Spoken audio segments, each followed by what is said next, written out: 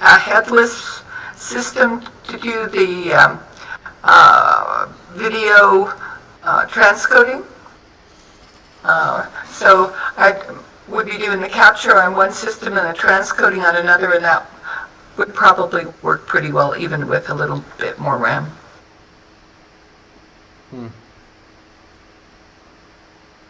All right, well, I'm ready. I'm ready too. All right, let us begin.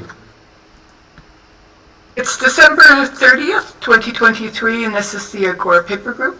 We're reading TinyGPT-5, Efficient Multimodal Large Language Model via Small Backbones, a paper from December 20th, 2023, from the Anhui Polytechnic University in China, Nanyang Technological University in Singapore, and Lehigh University in Pennsylvania.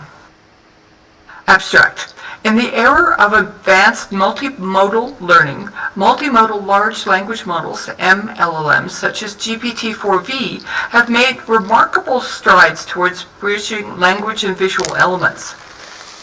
However, the closed source nature and considerable computational demand present notable challenges for universal usage and modifications. This is where open source MLLMs like Lava and MiniGPT-4 come in, presenting groundbreaking achievements across tasks. Despite these accomplishments, computational efficiency remains an unresolved issue. These models, like Lava B1513B, require substantial resources.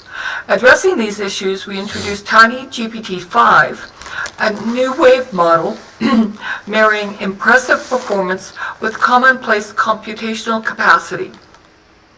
It stands out by requiring merely a 24 gig GPU for training and an 8 gig GPU or CPU for inference. Built upon Phi-2, TinyGPT-5 couples an effective language backbone with a pre-trained vision model from Blip2 or CLIP. TinyGPT-5's 2.8 billion parameters can undergo a unique quantization process suitable for local deployment and inference tasks on 8 gig various devices. Our work fosters further developments for designing cost-effective, efficient, and high-performing MLLMs, expanding their applicability in a broad array of real-world scenarios. Furthermore, this paper proposes a new paradigm of multi-modal large language model via small backbones. Our code and training weights are on GitHub and on Hugging Face. Introduction. Recently, with the advent of GPT-4V, an expansive multimodal language model, MLLM, we've seen some impressive capabilities in vision language understanding and generation. That being said, it's pivotal to acknowledge that GPT-4V hasn't been released open source, thus restricting universal usage and independent modifications. On the bright side, there has been a recent surge in open source MLLMs, such as Lava and MiniGPT-4, which have demonstrated groundbreaking prowess in some tasks, surpassing GPT-4V in areas like image captioning, visual question answering, and referring expression comprehension. For example, when put to the test on various visual grounding and question answering tasks, MiniGPT-V2 emerges as a superior force compared to other conventional vision language models. Regardless of the substantial vision language capabilities exhibited by some open source MLLMs, they still consume an excessive amount of computational resources during both training and inference stages. For example, Lava V1.513B used 8 A100 GPUs with 80 gig memory over the course of 25.5 hours of training. Because the performance of large language models directly impacts the capabilities of MLLMs, their usage, such as Lava v1.513v, using Vicuna 13b 1.5, and MiniGPT v2, leveraging Llama 2 7b chat, necessitates a substantial number of parameters of large language models to enhance performance in complex tasks like IC, VQA, etc. Therefore, we require a large language model that can rival the performance of models such as Llama 2 and Vicuna 1.5 without the need for excessive GPU computational resources. So a new model called TinyGPT5 is proposed, which requires just 24 gig of GPU for training and only 8 gig of GPU or CPU for inference. It uses an advanced large language model, Phi2, which is constructed upon Phi and reported to have outperformed best effects of the 13b language models, and it demonstrates similar or better results than models that are up to 20 times larger in scale. Regarding visual perception, we make use of the same pre-trained vision models from Blip2 or Clip, which incorporates a VIT as vision encoder as well as a mapping module. Following the training approach of MiniGPT, TinyGPT5 only applies the mapping module between the visual encoder and language model throughout the training process while freezing all other parameters. TinyGPT5 uses the same dataset as MiniGPT v2 in various stages of training such as Layon, conceptual captions, SBU, and so on. In our study, we observed that TinyGPT5 displays many qualities that mirror those present in GPT-4, benefiting greatly from the application of the Phi2 model.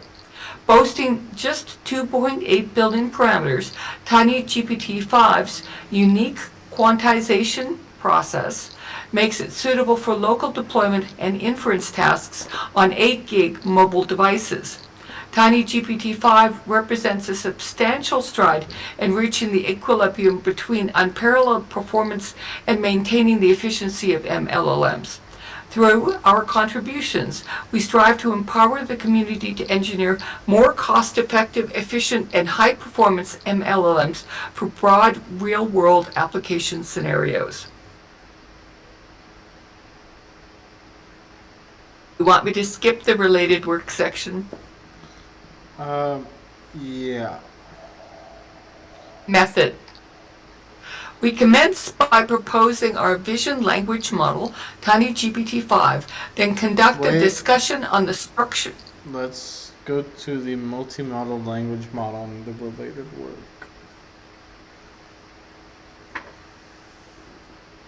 Multi-modal language model. In recent years, the trend of aligning visual input to large language models for vision language tasks has gained significant attention. Seminal works like Visual GPT and Frozen, which used pre-trained language models for image captioning and visual question answering. This approach was further advanced by models such as Flamingo, which incorporated gated cross-attention mechanisms to align pre-trained vision encoders and language models, training on vast text-image pairs. Blip2 introduced an efficient Qformer for aligning visual and language modalities. These groundbreaking studies have paved the way for further innovations in the field, leading to the development of models like Lava and MiniGPT4 and their subsequent iterations, Lava v1.5, MiniGPT v2, ArtGPT4, Instruction GPT4, and Instruction Mining. These models have demonstrated advanced multimodal capabilities through instruction tuning, showcasing remarkable generalization abilities. Despite powerful capabilities for visual language tasks, these multimodal language models often require substantial computational resources. In contrast, TinyGPT5 represents a paradigm shift, harnessing a cost-effective and powerful small language model to achieve a robust, easily deployable model suitable for a variety of real-world vision language applications. This approach underscores a move towards more efficient yet equally competent multimodal language modeling. Model architecture, which consists of a visual encoder linear projection layer, and a large language model. Visual encoder backbone. EVA of VIT serves as the visual foundation model in the TinyGPT4 adaptation, as same as MiniGPTv2. The visual foundation remains inactive throughout entire model training.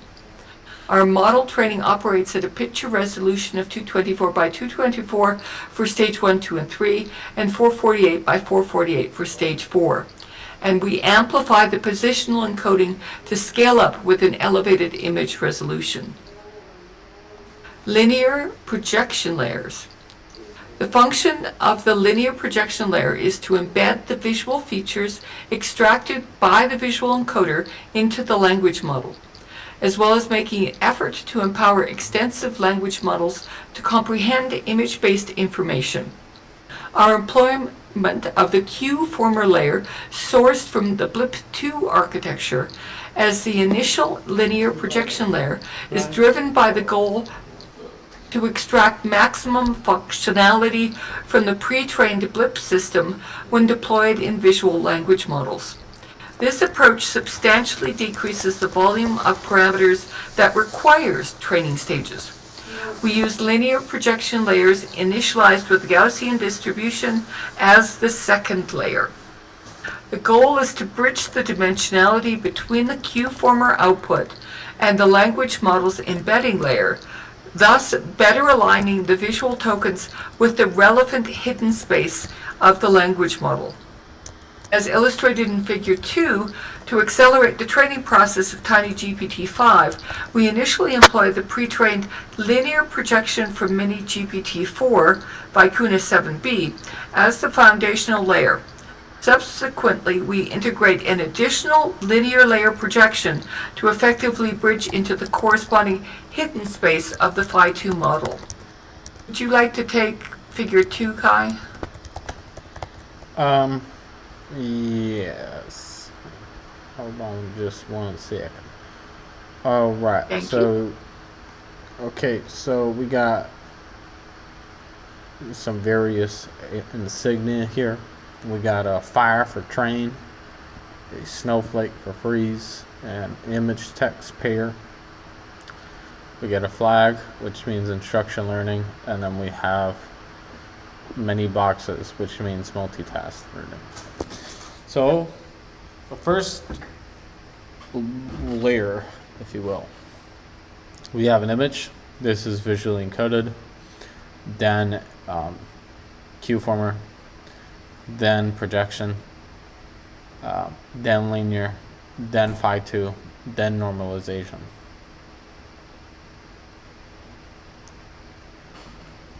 So basically the flow is, again, you have an image,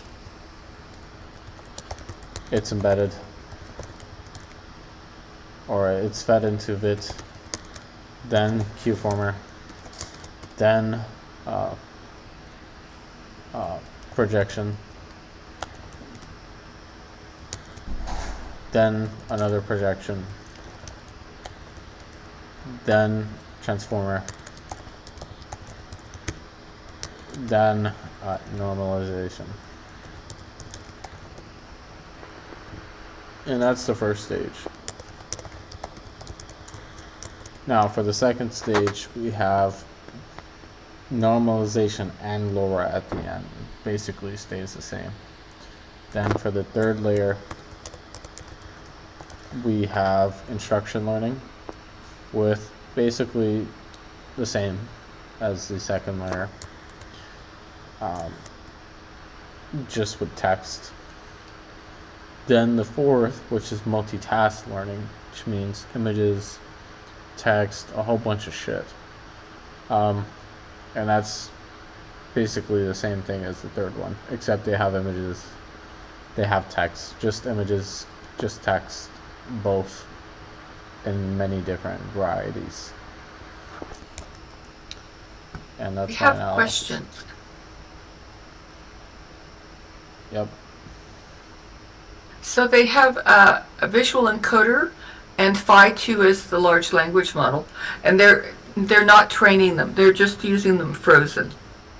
So would it make sense to swap out with basically any other decent visual encoder model and any other decent language model in this? Yeah. Yeah, And definitely. the next one is they're using 4 stages where they apply Allura on the last 3 stages, and the last one is multitask learning. Would it be possible to add additional modalities as additional training stages? For example, a decision or an action model, Yeah. or rather task, not model, task. What types of shapes are these? Can you tell me the shape of any of these modules? It's on Is it a figure rectangle? 3 at the top of the next page. No. What is the shape that you're looking at right here in stage 3? What is that? What are all these things? Boxes. These are all Yeah. Lego boxes. You can switch out any of these components. These are just Lego blocks. My point was more, would it be possible to add a stage 5, 6, and 7 to get additional modalities, or is it very likely that this is all going to fall apart if they do that? Well, Unified IO demonstrated that as you add more modalities, training gets very unstable. And I mean, you don't really need to imagine why. There's just a lot of information, and the model doesn't know how to distinguish information, and just gets the gradients start exploding and shit. So you can do that. You just got to be careful and make sure the loss doesn't explode. Okay. I would probably say try this now, see how it trains. Then, like, if the loss keeps going down, it doesn't go up. If a loss goes down for a lot, like it's going down, then it goes up a lot, you have a big problem. Something in your model is fucked horrendously, and you need to reverse it. One of the final paragraphs of a Tim Detmer's paper, he says if that happens, then you should go back to the last checkpoint you have and restart training with a different random seed to see if that fixes it. Yeah, that could work. But what's causing the gradients to explode and the training to destabilize is still going to keep happening unless you remove something. Or like in the case of Unified IO, it doesn't matter if they go back to this last checkpoint. The same thing's going to happen again and again and again, because that's just the way that the model is built. Okay. So one of the things that is exciting me about this paper is that this is small enough for me to afford to try it. Yes. That's good. Yes. I think density is a pretty big problem. We were talking about this yesterday. Like, we asked ourselves, why are whales dumber than humans? Like, why aren't whales super intelligent? Surely they're much bigger than us, right? Then why are whales dumber than us in a way that we can build buildings and shit? And the reason for that is because of density. You see, humans have a lot of neurons per square meter, per square inch, and some other metrics. But humans have more dense neurons than any other species, and that's why we're intelligent. So density, I think here would be extremely advisable. The more What sort of density? more neurons, maybe even bigger, like a smaller model can have bigger. I'd say a smaller model should have a bigger type. Should have a bigger. Should be like 64 bits. Ah, yes, that makes sense. And even though they're using LoRa, if you train the stage 1 at the maximum RAM you can afford, that is the biggest number you can afford, and then LoRa, I think would make more sense. You could also pack more neurons. You could pack more neurons. You could manipulate the feed forwards. There's a lot of things that you can do here to add density. But I think in smaller models, it's much better to keep increasing density, like per parameter per memory usage. Like you want to really keep things, like if this model is only 3 billion parameters, 2.7, and like there should be trained on a lot of data for it to be really good. Doesn't matter, like you could have a particularly small model, but if it's trained on a lot of tokens, it'll be somewhat adept to being able to generalize, and that's ideally what you want. You want a small model, but small in a way that it's still usable. Anyways, let's continue. Okay, do you want to take figure 3, which is their LoRa? Sure. Okay. So, thank you. So LoRa. We have an input tensor. This is split up. We have pre-trained weights, which is just parameters that you add in, or in the case of fine-tuning. So pre-trained weights. Then you have a linear down. You're down sampling. You're going basically, I'd say like half, maybe half, or you could go down to like a third. So like you're trying to like compact information. You're basically, this is like it's like it's like, what's the word for this? It's like an implosion. It's getting small, then it's going back up.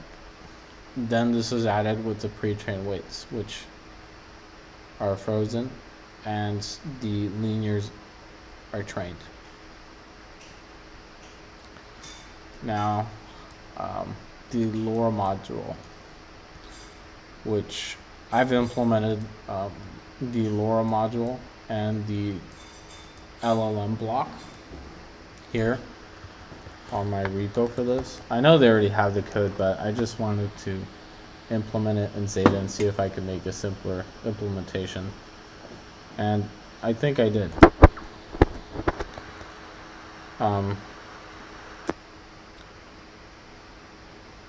I'll post that in the Discord so you guys can check it out. Okay. So basically here we have an input tensor. I don't know why they don't denote it. That's kind of stupid. So then the input tensor is split up. They apply multi-head attention to the input tensor. They also apply LoRa to the input tensor. Then this is added. The multi-head attention and the LoRa are added together alongside the original tensor. Then this is this is normalized, and then it's fed into a MLP layer, and then this is added with the original multi-head attention and the LoRa added tensor right after the adding.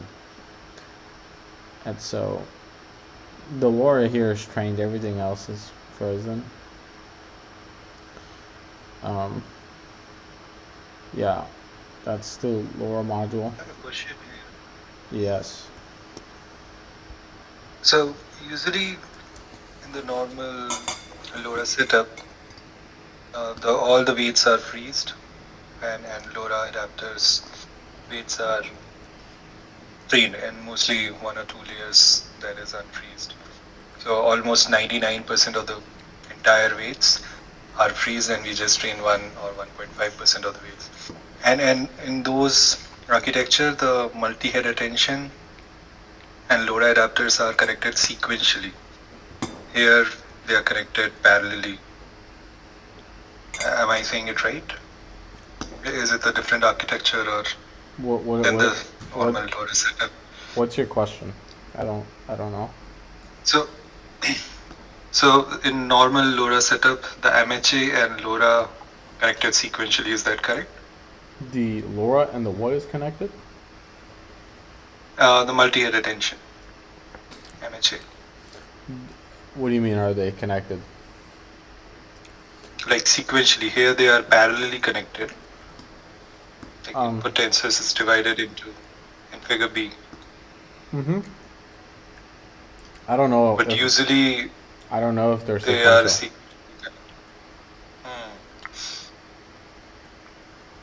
It might be. I just haven't.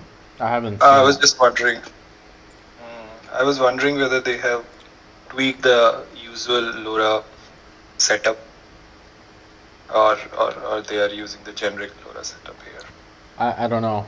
I need to LoRa. I need to learn more about LoRa. Sometimes people have done that. I can imagine. I don't know if that's the standard. Yeah, that's the thing. So yeah, here they're parallel. They're not sequential. And does that answer your question? I don't really know if it's sequential. Yeah, we have to validate. I'll validate what is the standard LoRa architecture, and I'll post it in the group. Nice. And the last block, which is the final one. So we have an input tensor that has a skip. I think the final one. Yeah, final one was also. I think the final D figure was also the part of the last paper that we read. I think yesterday's security key normalization for bringing the training stability. Yeah, that's really important. I pretty much do that with any of the attentions I make. It's just like, yeah, it really stabilizes training, but it does add a lot of energy consumption. So you have to. That is pretty much the standard though. But you have to remember, for every layer that you have, you're adding like. For every layer that you have, let's say you have 10 layers, that's 20 normalizations right there. You know?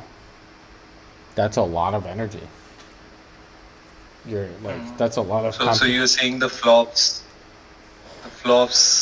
are increasing per compute? Absolutely. Or per layer? Yeah, absolutely.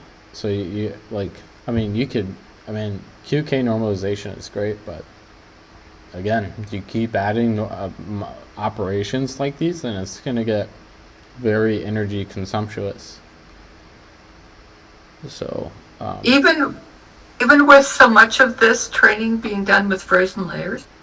Yeah, of course. Any module here is adding a lot of energy consumption, because again, they're computing the layer norm for every vector inside of a tensor that is probably very big. And so pretty quickly, things like the dot product, remember the visualization of the dot product? The dot product has to go through every vector in the tensor. Every single one. And that's a lot of vectors. So, yeah, the energy consumption gets out of hand. But let's continue with the. Oh, I was Yeah. just going to have an aside. One of the things that database technology has given us is indexes. And so if you consider one of these models as essentially a very specific form of database, one could consider doing the layer norm as an index into the operation, because only a few values in the layer are actually going to affect the norm. What do you mean? For example, well,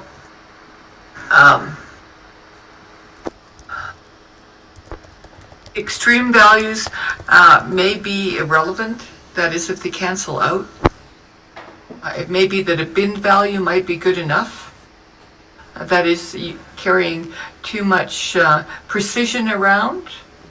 It may be that precision in the exponent is more interesting than precision in the mantissa.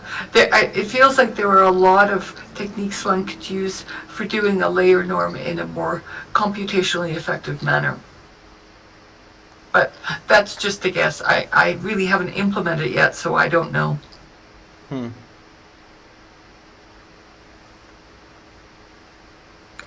Alright, let's finish up here with C.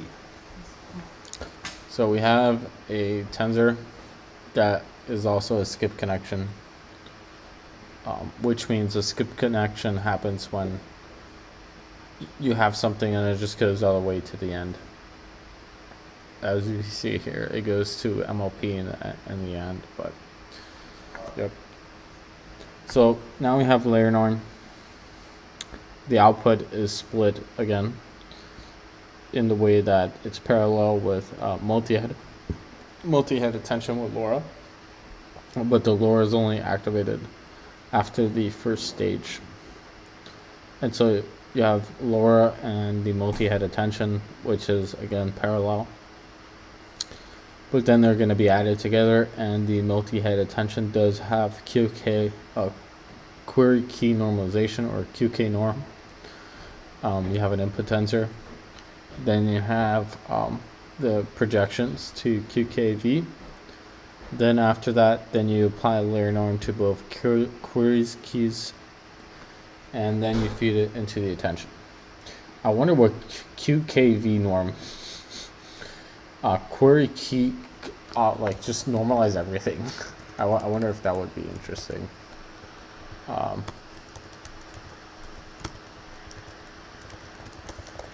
Yeah, there's been entire papers written about like when you should normalize. Before the attention, after the attention, like just fucking normalize everything. People have tried this, but it does get out of hand pretty quickly in terms of computational consumption.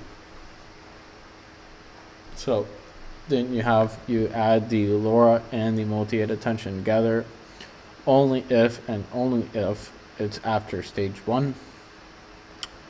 Then you put the output of that into an RMS norm, and then that is fed into the output of the multi-layer perception from the beginning tensor, and then they're added together, and then they continue, and that's it.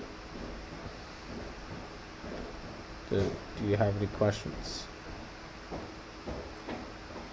Oh, other than the combination of using a lot of frozen layers with this, what is novel about this architecture?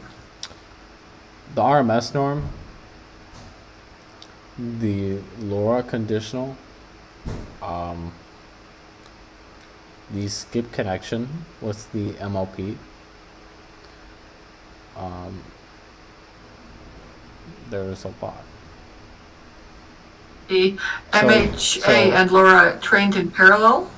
Yeah, so another thing would be in a simple transformer, there are only two things in one transformer block, okay? That is an attention and a feed forward. Positional embeddings, query key, a QK norm. All these things happen inside one of those two things. So again, a transformer block is an attention and a feed forward. Everything else is inside of those two things. But here they're proposing something different, which is the LoRa, RMS norm, multi-layer perception. It's much different than a traditional transformer block.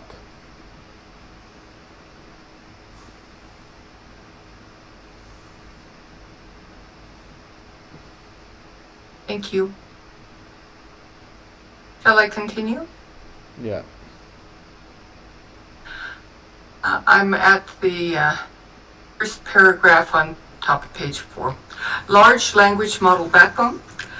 Use the Phi2 model as the backbone for a TinyGPT5 large language model. Phi2 is a 2.7 billion parameter language model with excellent reasoning and language comprehension, demonstrating state-of-the-art performance among base language models with fewer than 13 billion parameters. In complex benchmarks, Phi2 matches or outperforms most models 25 times larger. We rely squarely on Phi2 linguistic tokens to execute several vision language operations. For vision anchoring assignments that require the creation of spatial locations, we explicitly request the linguistic model to generate textual depictions of bounding boxes to signify their geographical coordinates. Normalization and LoRa for TinyGPT5.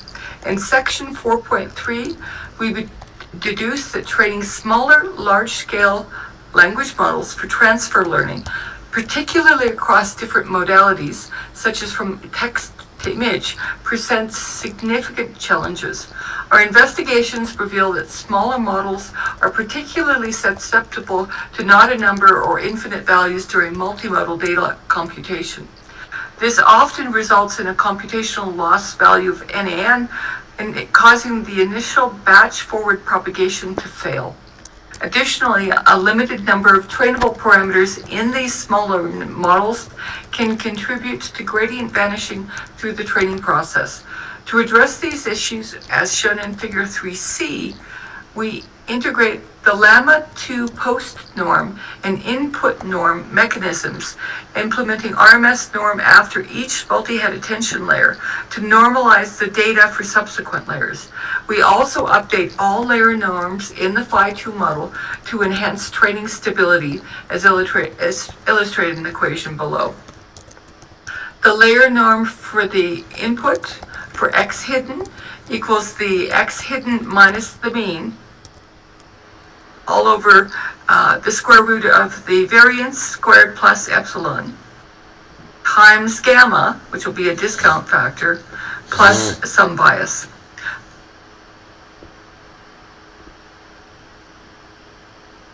Where x hidden is the input of this layer, mean invariance, so the mean invariance of the inputs to the layer, epsilon is a small number to prevent division by 0, and gamma and beta are trainable parameters. The next equation is the RMS norm, which is calculated on the x post, which is equal to x post divided by all over the square root 1 over n divided sum from 1 to n for xi squared plus epsilon, where x post is the input after MHA, n is the number of elements in the vector, and epsilon is a small constant added for numerical stability. Furthermore, Henry et al. In 15 have underscored the vital role of query key normalization in low resource learning scenarios. As shown in figure 3D, we have incorporated query key normalization into the Phi2 model as detailed in equation 3. The attention query key and value equals the softmax of the layer norm for Q times the layer norm for K transpose, all over the square root of d sub k times v, where d sub k denotes the dimension of q or k. The structure of the LoRa mechanism in 17 is shown in figure 3a, which is an efficient fine-tuning method in parallel to the frozen pre-training weights as shown in figure 3C, which does not increase the inference time consuming for large language models and is easier to optimize. Any questions about that?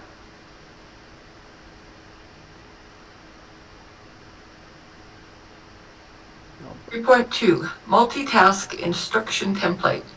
In order to mitigate the potential ambiguity when training a unified multimodal model to handle various distinct tasks such as visual question answering, image captioning, referring expression comprehension, generation, and object parsing and grounding, we have used the TinyGPTV2 tokens of tasks specific within a multitask instruction template. It's originating from the Llama 2 conversation template and includes a general input format consisting of image features, a task identifier token, and an instruction input. It has 6 distinct task identifiers, each correlated to a specific task. For tasks requiring the model to identify spatial locations of referred objects, it uses textual formatting of bounding boxes with coordinates normalized within the range of 0 to 100. Overall, the unique task-specific tokens provided by TinyGPTV2 facilitate disambiguation among tasks, allowing for more precise and accurate task execution. 3.3 Training stages. We've got warm-up training for the first stage. During the initial pre-training stage, TinyGPT5 is taught vision language understanding using a large library of aligned image text pairs. The model identifies the output from the introduced projection layers as a soft prompt, directing it to create relevant texts and to allow large language models to accept inputs from the image modality. The pre-training process uses a dataset combination of conceptual caption, SBU, and Layon, involving 20,000 training steps covering about 5 million image text pairs. Pre-training for the second training stage. Following the initial training phase, the large language model becomes equipped to process image modality inputs. To guarantee more consistent performance as the model transitions into the subsequent training stage, we re-employ the dataset from the first stage, specifically for training the LoRa module. Human-like learning for the third transfer stage.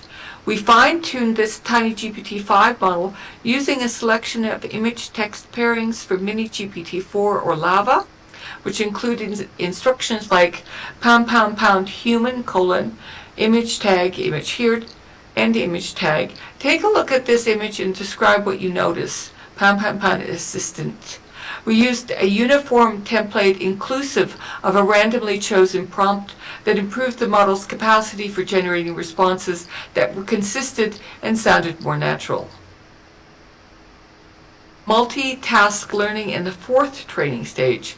The fourth training stage of TinyGPT focuses on enhancing its conversational ability as a chatbot by tuning the model with more multimodal instruction datasets as same as TinyGPTV2. These datasets, as shown in Table 1, include Lava, Flickr, 30K, a mixing multitask dataset, and unnatural instruction. The Lava dataset is used for multimodal instruction tuning with detailed description and complex reasoning examples. The Flickr 30K dataset is used to improve grounded image caption generation and object parsing and grounding capabilities. Additionally, a mixing multitask dataset is created to improve the model's handling of multiple tasks during multi-round conversations. Finally, to cover the language generation ability, the unnatural instruction dataset is added to the third stage training of TinyGPT5. And we're going to talk a little bit about Figure 4, which is the changes in the learning rate during the training stages. They're using a very sophisticated Stage 1 learning rate schedule in which they rotate through from 0 to 1 and then go back down to 1 and back up to 1. 0 to 1, 0 to 1. About every, it looks to be about every 500 iterations, it appears, so fairly quickly. Stage 2 has a learning rate schedule where it goes from 0 to 1 and then gradually decreases. It hits 1 at about 5,000 iterations. Stage 3 uses a similar shape to stage 2, except the ramp up from 0 to 3 happens very quickly by 200 iterations, and then it declines much more rapidly down only to 1. The stage 4 learning rate schedule is over a much longer schedule. It goes from 0 to 1 very quickly, and then it raises all the way up to 8 at 50,000 iterations. I have never seen a learning rate schedule that looks like this. Why Where not? did they get this?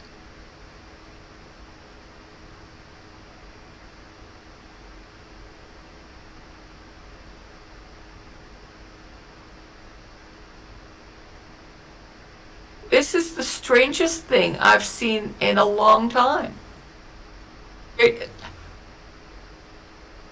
Usually, the learning rate schedule is a gradual decrease from a small value to a slightly smaller value. And they're going, the dynamic range of learning rate is larger than I would have expected. And that the learning rate schedule for the final layer is actually increasing.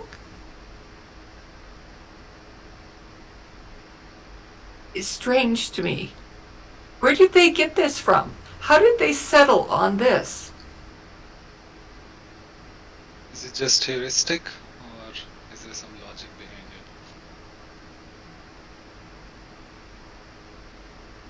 it? So if it's just heuristic, where would they have come up with this? Because it's not like it's a simple change from the normal learning rate. It's completely different. Have they mentioned about this anywhere in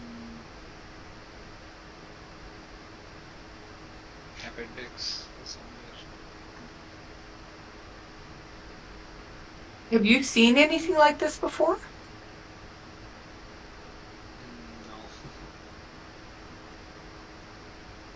Let's check appendix. I might be talking about.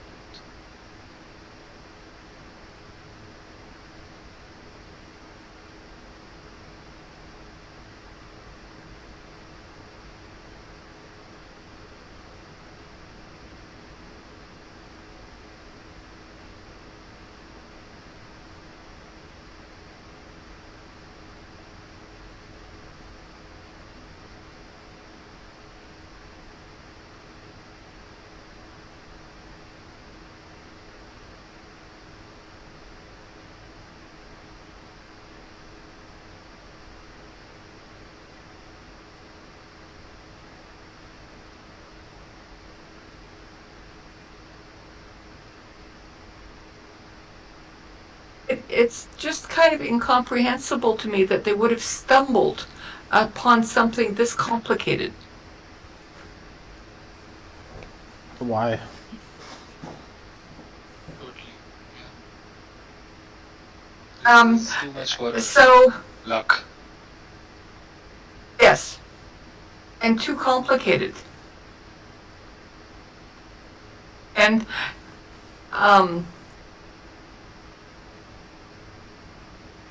I've never seen anything like it. Have you seen a learning rate like this before?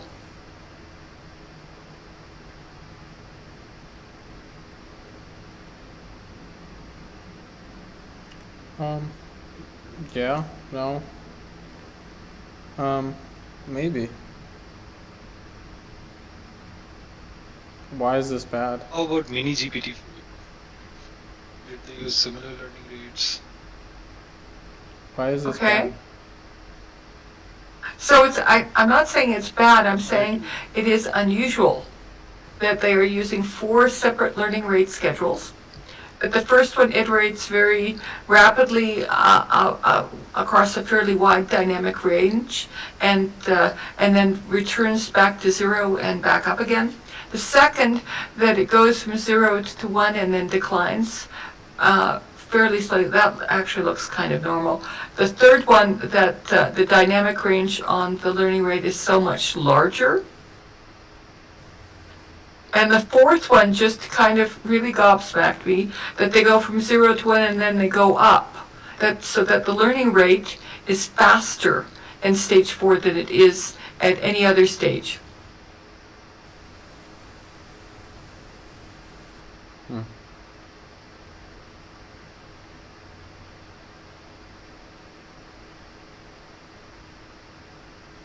And it feels like they kind of slipped this in as a little bit of, oh, our model's interesting, but I think this might be a lot of how they got the results.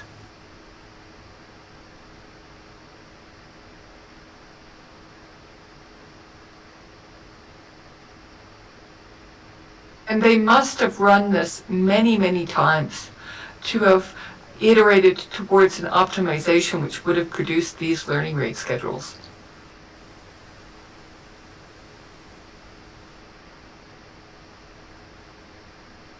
Or they have a secret sauce in their lab that they use this learning rate schedule, and that suggests to me that they know something we don't. Quite a bit that we don't. I shall continue. It would be very interesting to see how they sort of embed this learning rate changes in the code. So it makes sort of sense that initial, when the weights are initialized randomly, the learning rates are on the higher side. In the second stages where the fine tuning is happening, I think the scale is almost same. The scale is different. It goes from 1e4, negative 4, to 1e negative 4, then to 1e negative 5 on the last two. So the scale is quite different. Also, the first two are between 0, 1, and 1, and the last two are between 0 and 3, and 0 and 8. So the scale is very different in all of them. The first two stages, the first stage is just random initialization of weights, which is called warm-up training, and I understand that these rates are a little on the higher side, but second is actually the pre-training. It should be very low, but it is not. They never go below, well, they start low, but once they are declining again, they never go below 0.8, which is a pretty fast learning rate. It's hot. They're running this hot.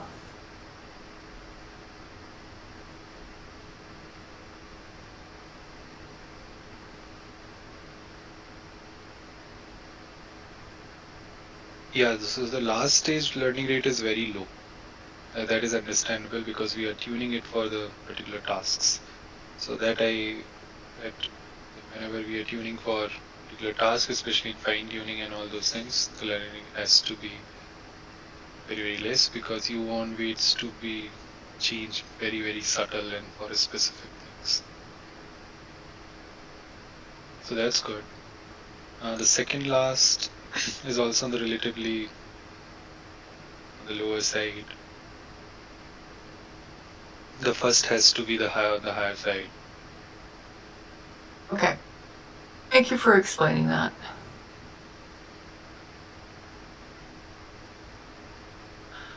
I shall move on to training. Experimental setting, single NVIDIA RTX 3090 GPU with 24 gig of VRAM. The CPU was an AMD EPYC 755-248 core with 15 virtual CPUs.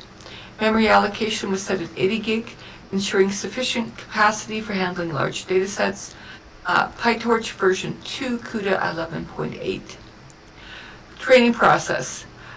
We meticulously orchestrate the training of our model through 4 distinct stages, each characterized by a specific learning rate strategy and loss profile, as shown in Figure 4 and Figure 5. We've discussed Figure 4. Let's take a look at Figure 5. in the figure 5, the blue line is the stage 1 training, which has a training loss which rapidly declines to about 2.75. Stage 2 is very brief, and the training loss decreases rapidly. Stage 3 is also very brief, and the training loss declines extremely rapidly.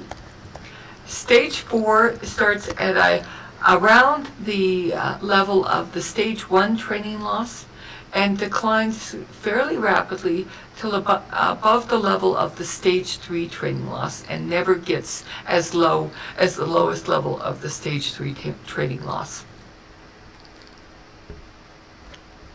And this is strange because Why? it's as if the stage 3 and 2 didn't actually add very much, but Oh, of course they didn't. yes. Look at how short they are. So why did they include them? I don't know. They probably could have been removed altogether and they still would have done meaningful performance. That's what I'm thinking.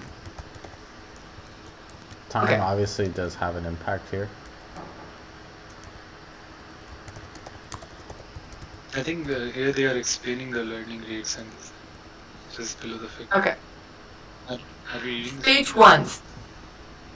Okay. Spanning 17 epochs with each epoch consisting of 1,000 iterations, we employed a dynamic learning rate approach. The learning rate commenced at 1e-5 at the beginning of each epoch and gradually ascended to 1e4, -4 by the epoch's end. This pattern was consistently applied across all 17 epochs. The training loss exhibited a steady decline starting from 7.152 and progressively tapering down to 2.62, reflecting the model's increasing proficiency in learning from the data. The purpose of this stage is to be able to make the Phi-2 model in GPT-5 react in the same way to the input of the image modality. The alignment of text and image in the semantic space is done. Stage 2, comprising 4 epochs, each with 5,000 iterations. This stage introduced the linear warm-up cosine LR from 14 and 12 learning rate schedule. We initiated a warm-up phase of 5,000 steps where the learning rate linearly increased from 1e-6 warm-up LR to 1e-4 init LR, followed by a cosine decay down to a minimum learning rate of 8e-5. This phase saw a consistent reduction in loss starting at 2.726 and culminating at 2.343. The purpose of this stage is to enable the LoRa module to play a role in multimodal data, further reducing the model's loss on image-text pairs and improving the model's ability to learn from the data. Stage 3. This stage lasted for 5 epochs, each with 200 iterations. We maintained the linear warm-up cosine LR schedule with a warm-up phase of 200 steps. The learning rate began at 1e-6, ascending to 3e-5 init LR, before decaying to 1e-5 min LR. The loss values reflected significant improvements starting at 1.992 and reducing to 1.125. The purpose of this stage is to allow TinyGPT-5 to accept both verbal and image modal inputs and produce responses to them. After this stage of training, TinyGPT-5 has been able to perform most of the image answering tasks. Stage 4. The final stage stretched over 50 epochs, each comprising 1,000 iterations. We adhered to the linear warm-up cosine LR schedule with a 1,000-step warm-up phase. The learning rate was initiated at 1e-6, reaching up to 1e-5 init LR, and then experiencing a cosine decay to a minimum of 8e-5. The training loss values displayed a consistent downward trajectory beginning at 2.72 and ultimately reaching as low as 1.399. The purpose of this stage is to allow TinyGPT-5 to perform various tasks such as VQA or VSR tasks at the same time, increasing generalization performance of TinyGPT-5 on multimodal tasks.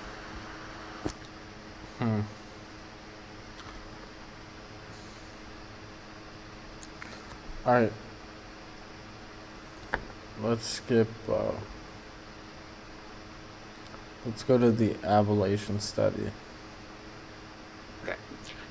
Ablation study. As shown in Table 3, the full TinyGPT-5 model achieves low loss across all stages, but the removal of key modules leads to significant training issues.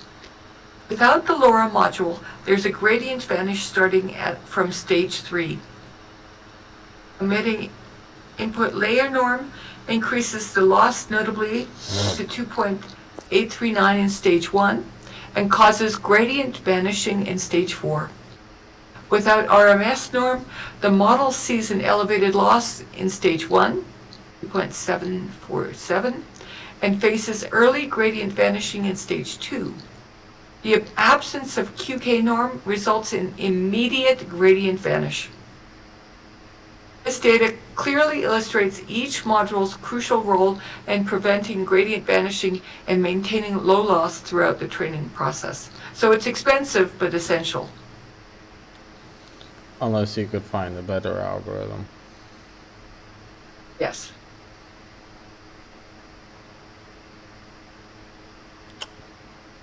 The smaller the large, yeah,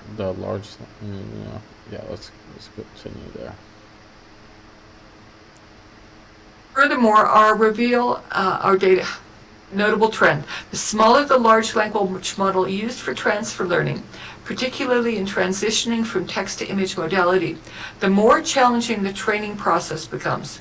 We observed a pronounced need for additional normalization layers to stabilize the training, especially when scaling down from larger models like Vicuna 13b to smaller ones like Phi 2, 2.7b, and Phi 1.5, which is 1.3 billion parameters. So that suggests to me that you could go smaller if you added way more normalization layers.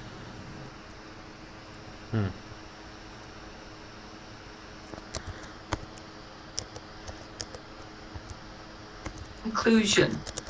In this study, we introduced TinyGPT-5, a parameter-efficient MLLM tailored for a range of real-world vision language applications. Our model innovatively builds on the compact yet powerful Phi 2 small language model framework.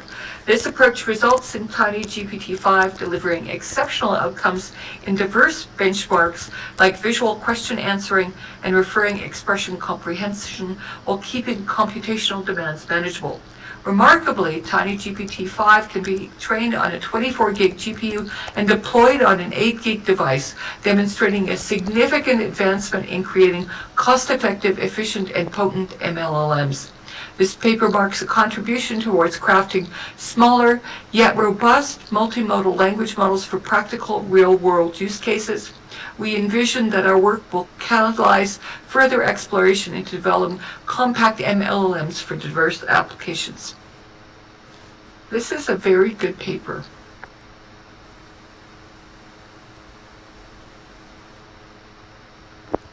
The number of innovations that they packed into this paper is quite amazing. The goal, very good. That they used Phi 2 is, although it is not open source available because it has a commercial license, is, I would consider a tiny speed bump. The stage training process is interesting. The model architecture, very interesting. The ablation studies, quite surprising. And the learning rate, I'm still going to comprehend that one. What do you think, Kai? I think the LoRa's and RMS norm is interesting. Also the training strategy they saved. The more that people share their training strategies with the datasets they use, the low loss and testing with the various modules in their absence, helps people save a lot of time in knowing what works and why it doesn't work. Why does something work? Why does that work? Why does this not work? How? Why does it not work? These are all questions that need to be answered for people to make better models. Not a lot of papers post their results in the same capacity as this paper has.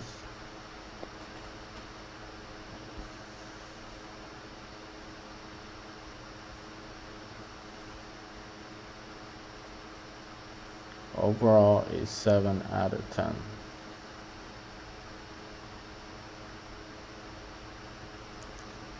It would be a 10 out of 10 if they discovered some novel algorithm, but they didn't. That's fine. Not really.